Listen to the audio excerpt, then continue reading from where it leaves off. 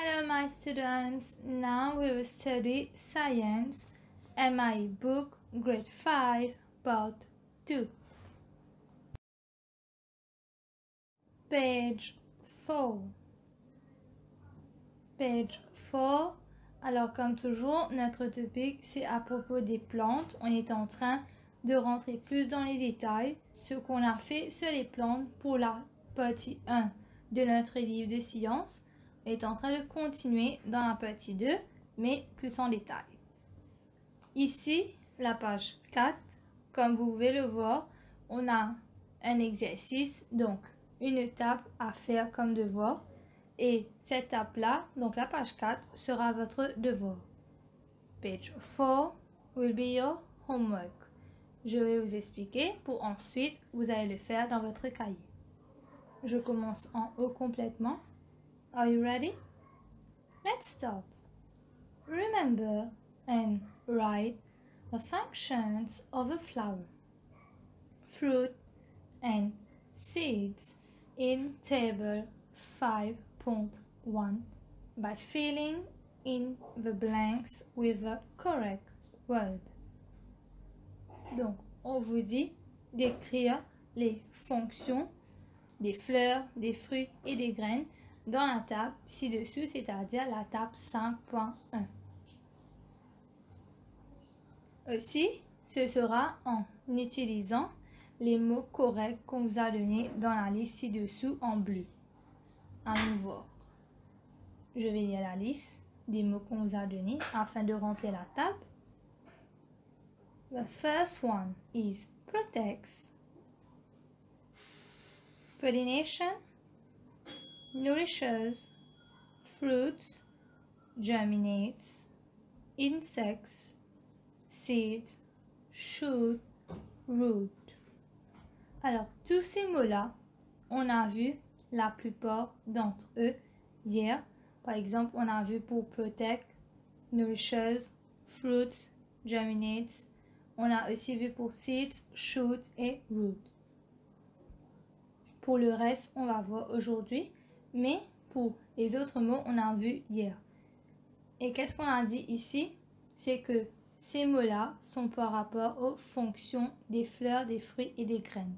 Il faudra choisir le mot correct dans la liste pour pouvoir compléter la table ci-dessous à propos des fonctions. Allons voir plus précisément qu'est-ce qu'on vous demande. Let us read table 5.1. Functions of a flower, fruit and seed. Donc, c'est les fonctions des fleurs, des fruits et des graines. C'est divisé, la table est divisée en deux parties. Première partie, c'est part of a plant. On a vu hier les parties d'une plante. Et deuxième, c'est functions, donc les fonctions de ces parties-là. Le premier, comme part of a plant, on a flower, donc les fleurs. Il faudra savoir quelles sont les fonctions des fleurs afin de pouvoir connaître le mot correct dans la liste. Number 1. Flowers produce blank and seeds. Donc, on nous dit que les fleurs produisent tirer et les graines. Number 2. Flowers help in blank by attracting blank. Les fleurs nous aident en tirer, en attirant tirer. Pour deuxième partie d'une plante, the second one is fruit. Et comme fonction, pour les fruits, on a number 1, the fruit holds the.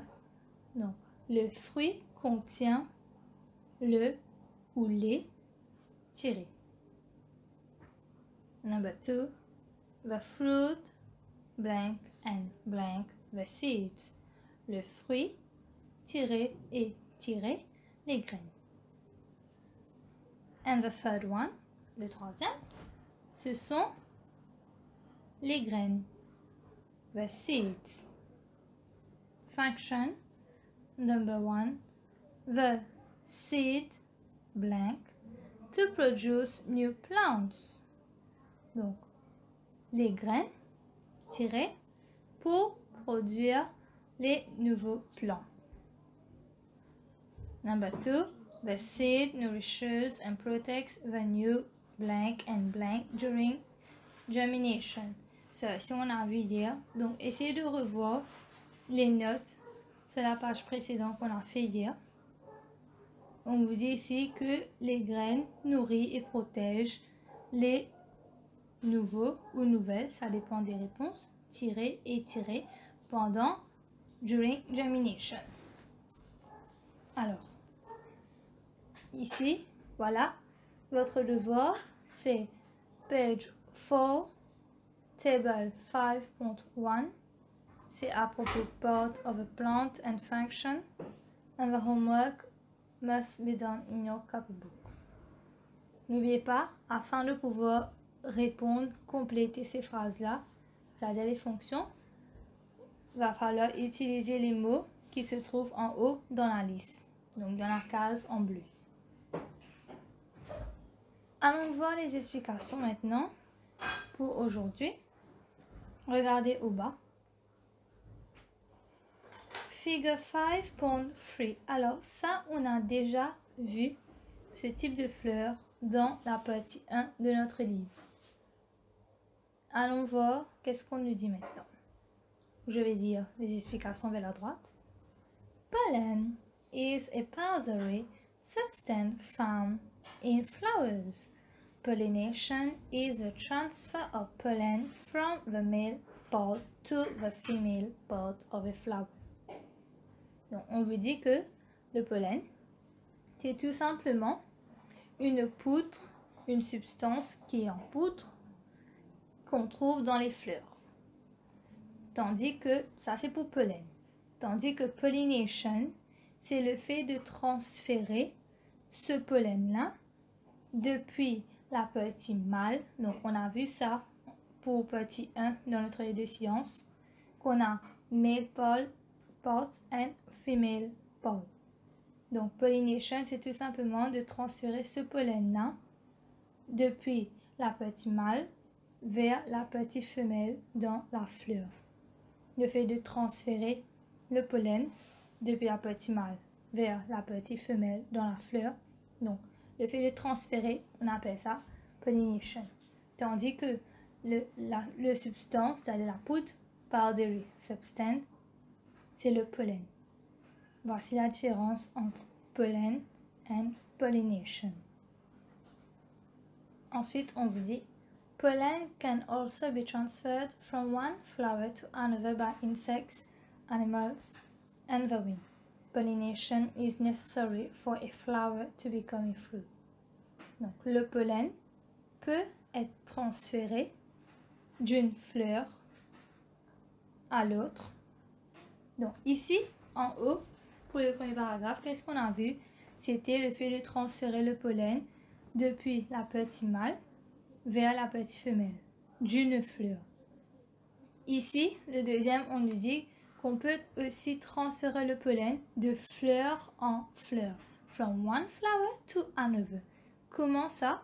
Tout simplement par les insectes, les animaux ou tout simplement le vent. By insects, animals and the wind. Et on nous dit que pollination, c'est-à-dire le fait de transférer ce pollen-là, c'est nécessaire pour une fleur afin de devenir un fruit. For a flower to become a fruit. Donc c'est nécessaire, le pollen, c'est le fait de transférer ce pollen-là, c'est nécessaire pour le fruit. Page 5. Here our topic will be roots of plants, c'est-à-dire les racines d'une plante. Je vais lire les explications vers la droite d'abord, ensuite on va voir les images. Look at the flame tree. Can you see the roots? Donc, on vous demande de regarder the flame tree. Est-ce que vous pouvez voir the roots, c'est-à-dire les racines? The flame tree, c'est-à-dire vers la gauche. Regardez vers la gauche, l'image vers la gauche. On a écrit flame tree, also known as the flamboyant. Donc, en français, on dit ça flamboyant. Et on appelle cette image-là figure 5.4. Donc, ça, c'est the frame tree. On vous pose la question, est-ce que vous pouvez voir les racines de cette plante, de cette frame tree? Oui ou non? Maintenant, allons continuer. Think and think. What keeps the frame tree, figure 5.4, firmly to the ground even when the wind is very strong? Donc, d'après vous, comment cet arbre, the frame tree, arrive à tenir ferme malgré le fait que des fois on a the wind is very strong, c'est-à-dire des vents vraiment énormes. Alors, comment cet arbre-là arrive à tenir ferme d'après vous? Ensuite, on nous dit roots can be big like that of a phyllow tree or small like that of grass. Roots are usually found in the soil, but in some cases, parts of the roots of some trees can be found above the ground. The pictures below show different types of roots of some locally well-known plants around us.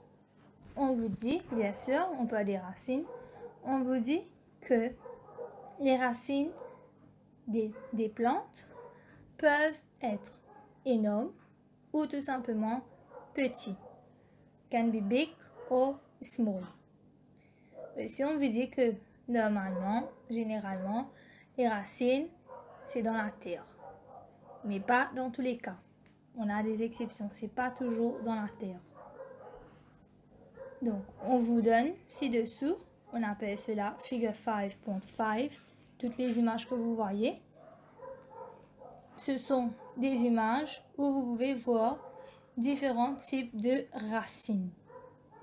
D'accord? Alors, vous avez sugarcane, regardez, root of sugarcane, beetroot, carrot, cassava, qui veut dire manioc, and grass. Comme vous pouvez le voir, the roots of these plants are either big or small, c'est-à-dire que c'est différent. Des fois, on voit que c'est petit ou des fois que c'est énorme. C'est tout simplement, c'est différent. Donc, les racines ne sont pas tous les mêmes pour les plantes.